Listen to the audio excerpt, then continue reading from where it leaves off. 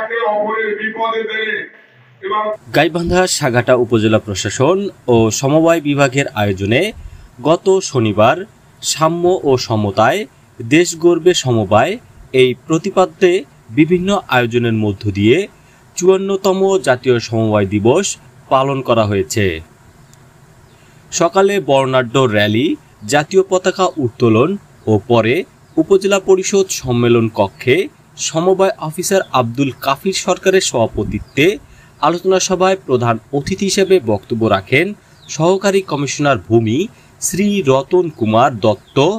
অন্যান্যদের মধ্যে বক্তব্য রাখেন প্রকল্প বাস্তবায়ন কর্মকর্তা মেহেদী হাসান, মহিলা বিষয়ক কর্মকর্তা পবন কুমার সরকার, পল্লী উন্নয়ন কর্মকর্তা সামিউল ইসলাম ও সমবায়ী শেখ সাদি রহমতুল্লাহ। সাঘাটা থেকে মাজেদ মাজুর ভিডিও চিত্রে মোস্তাফিজুর রহমান ফিলিপস, সাঘাটা নিউজ।